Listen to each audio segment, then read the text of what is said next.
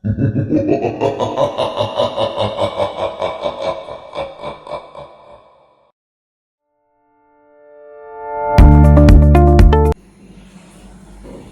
আসবে, এক্ষুনি চলে আসবে। হ্যাঁ, কিছুদিন পরে। তুমি তো জানো মাঝে মধ্যে আমি যাই। হ্যাঁ, তুমি একটু ভদ্র হলে আরো সহজে তুমি নিয়ে যেতে। ঠিক আছে, বিকু দিয়ে যাচ্ছে, বিকু আমি দিয়ে গেলাম।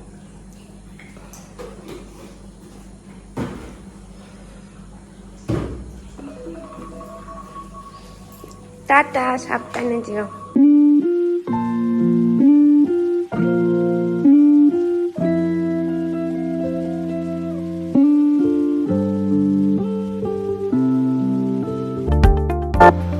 গুড মর্নিং ফ্রেন্ডস, আজকে বাড়ি যাওয়ার পালা।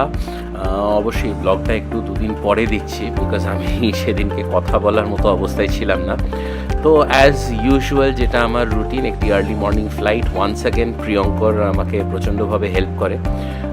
বেসিকলি আমি বাগডোগরা আসার পরে গাড়িটাকে ও ফেরত নিয়ে যায়। তবে যেহেতু এবার আমি ড্রাইভ করে এসেছিলাম, তাই সেইখানকার কোনো ফুটেজ আমি নিতে পারিনি। বাট এটা স্ট্যান্ডার্ড ফুটেজ, প্রত্যেকবারই আপনি দেখেন এই রানওয়েতে টেক অফ করা। এইবারে আমি একটি Bombardier Q400 spice জেটের early morning ফ্লাইটটা নিয়েছিলাম। তার কারণ হচ্ছে আজকের দিনেও প্রচুর কাজ ছিল, একটা মেজর কাজ, যার জন্য এই ভিডিওটা পরে হচ্ছে আমার দাঁতের মধ্যে একটা দাঁত ইনফ্যাক্ট ভেঙে গেছে, দুটো টুকরো হয়ে গেছে এবং তার মাঝখান দিয়ে একটা গ্যাপ হয়ে গেছে যেখান দিয়ে মাড়ির মধ্যে খাবার ঢুকছে। And as a result any kind of food is becoming খুব এক্সট্রিমলি পেনফুল ফর মি। আর সেই দিনকে স্পেশালি কথা বলাটাও খুব ডিফিকাল্ট হয়ে গেছিলো। So with that in mind আজকে অনেক এজেন্ডা ছিল, যে গিয়েই ইনফ্যাক্ট বাড়ি ঢোকার আগেই আমার ফার্স্ট অ্যান্ড ফরমোস্ট প্রায়োরিটি ছিল যে আমি একটি ডেন্টিস্টের কাছে যাব যেটা আমার পাড়ায়, তারপর ভাবাই মামার কাছে যাব। গিয়ে আমি কোনো একটাভাবে অ্যাটলিস্ট ওষুধ নিয়ে আপাতত আমার রিলিফ করাটার চেষ্টা করব। তো অ্যাজ এ রেজাল্ট আপনি দেখতে পাচ্ছেন যে এইটুকু বলতে বলতেই আপনাকে কলকাতায় ল্যান্ড করে গেলাম। আর কলকাতার ওয়েদার অ্যাজ ইউজুয়াল প্রচণ্ড গরম ছিল। আমরা নর্থ বেঙ্গলে তাও মাঝে মধ্যে দিনের বেলায় একটু গরম ফেস করি, সেটাতেই আমরা মনে করি কি না কি হয়ে গেছে। But Kolkata is an entirely different ball game. কলকাতাকে দূরে থেকে থেকে এইরকম কমার্শিয়াল ভিউগুলো এখন খুব রেয়ার হয়ে গেছে। তো যাক, এই প্রথম এতগুলো প্লেন একসাথে দেখা, এত গাড়ি একসাথে দেখা, একটা নতুন অনুভব মনে হলো আমার। আর এদিকে দাঁতে তো ব্যথা করেই যাচ্ছিল, তাই সেদিনকে কিছু বলিনি। রিভু এসে গেছিলো আমাকে এয়ারপোর্টে নিতে। তো অ্যাজ এ রেজাল্ট আমি স্কুটারে করে সোজা বাড়ির দিকে রওনা দিলাম, কিন্তু বাড়ি ঢোকার আগে সোজা ডেন্টাল কেয়ার অ্যান্ড কিওরে গেলাম, যেখানে ডাক্তার আমাকে বললেন যে দাঁতটা হয়তো তুলতে হতে পারে। যাক, তার মধ্যে তো শুটিং করা অ্যালাউ ছিল না, তাই বাইরেটুকুই তুললাম। বাকিটা যা যা হচ্ছে দিনের মধ্যে আপনাকে বেরিয়ে বলছি। রাত্রির বেলা হঠাৎ এই অদ্ভুতুরে ঘটনা আমার সাথে ঘটে। বেশ অনেকবার দরজাটা নিজে নিজে খুলে যায়। দেখতেই পাচ্ছেন কোথাও কোনো ধরনের জানলা খোলা নেই। এইরকম আমার বাড়িতে আমার সাথে হয়েই থাকে, তাই নতুন কিছু না। আপনাদের যদি মনে হয় যে এটা কোনো অদ্ভুত অনুভব, তাহলে কমেন্ট করতে পারেন এটার ব্যাপারে। মোটমাট আমি মাছেদের সাথে একটু সময় কাটিয়ে খাবার দাবার দিয়ে ঘুমিয়ে পড়লাম। কাল সকালে আমার প্রচুর কাজ। কি কি কাজ সেটা আমি দেখাচ্ছি।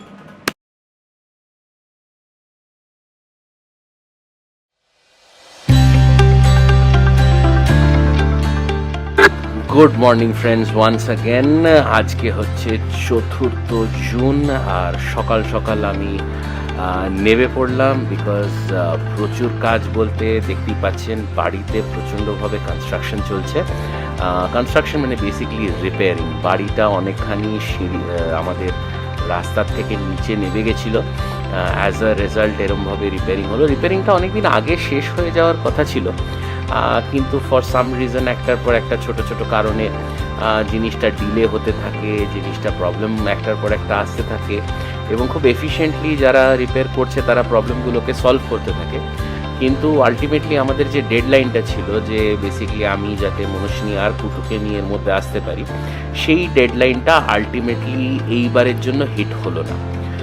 তবে হ্যাঁ, বাড়িতে অনেক ধরনের চেঞ্জেস করে নেওয়া হচ্ছে, স্পেশালি যাতে কুতু এখানে অ্যাডাপ্ট করতে পারে। যেরকম এই নতুন উঠোনটা ব্যবস্থা করে দেওয়া হবে ইন সাচ আ ওয়ে যে তুমি এটাকে ব্যবহার করতে পারবে। চেম্বারটাও উঠে আসবে সিঁড়ির থেকে উপরে, রাস্তার থেকে উপরে। ঘরের মধ্যে দেখতেই পাচ্ছেন মোটামুটি দেয়াল টেয়ালগুলো নতুন করে লাগানো হয়েছে। আর এখানে একটা অ্যাডিশনাল বাথরুম, একটা ছোট কিচেন, যেগুলো আগেও ছিল কিন্তু সেগুলোর খুব খারাপ অবস্থা ছিল। তো মোটমাট আমি আগেই নেমে পড়ি, আর তারপরে এখানে ইলেকট্রিকের মিস্ত্রি আপনি দেখতে পাচ্ছেন কাজ করতে চলে এসছে। তো আমার দিনগুলো বেসিক্যালি এদের মধ্যে দিয়েই যায়, বিভিন্ন পয়েন্টগুলো এক্সপ্লেন করা, বিভিন্ন জায়গায় কি কি লাগবে সেইগুলো এদেরকে বলে দেওয়া। তো এটা বেসিক্যালি একটা ফুল টাইম জব। আর আমিও এসেনশিয়ালি 3 মাস ধরে কনস্ট্রাকশন হওয়ার পরে এখানে এসে পৌঁছই, তো সেটারই ক্লিপিংস দেখতে পাচ্ছেন। আমি মোটামুটি চেষ্টা করব আপনাদের ক্লিপিংসগুলো এক্সপ্লেন করতে। আর এইটা থেকে একটা জিনিস যেটা হলো যে আমার বাড়ি রিপেয়ারিং বা বাড়ি কনস্ট্রাকশনের সুপারভিশনের একটা ভালো এক্সপিরিয়েন্স হলো। তো সেই এক্সপিরিয়েন্সটা জানি না কতদূর আমার ভবিষ্যতে কাজে লাগবে, বাট যদি আপনাদের মনে হয় যে আপনাদের এরকম কোনো প্রশ্ন থাকতে পারে তাহলে আপনারা অবশ্যই সেটা কমেন্ট করতে পারেন, এবং আমার আশেপাশে যে মিস্ত্রিরা আছে তাদেরকে আমরা সেই কমেন্টগুলোর বেসিসে জিজ্ঞেস করে আপনাকে যতখানি সম্ভব সঠিক উত্তর ফেরত দিয়ে দিতে পারবো।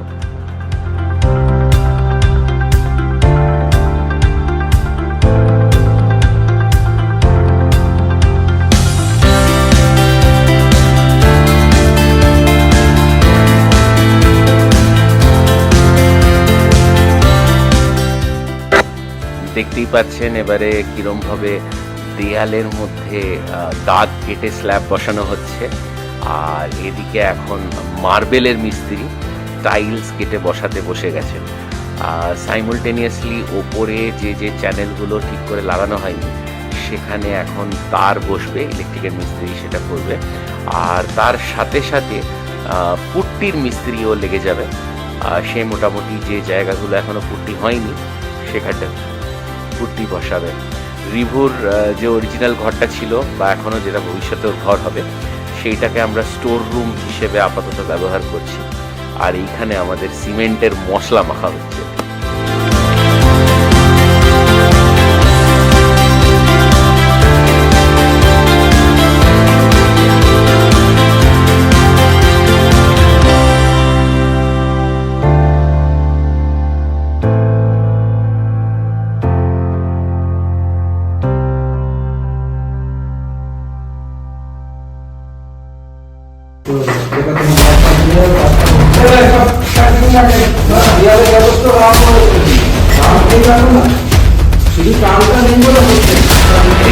এই লেয়ারটা খসে পড়ছে না, সিমেন্টের সাথে এটা চলে আসে,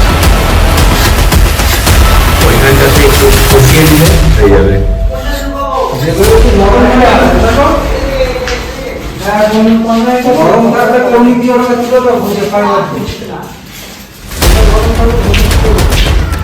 কোথা দিয়ে ঢোকাচ্ছ তুমি? আরো নিচে দিয়ে যাবে, ওইটা দিয়ে ফুটোটা দিয়ে যাবে।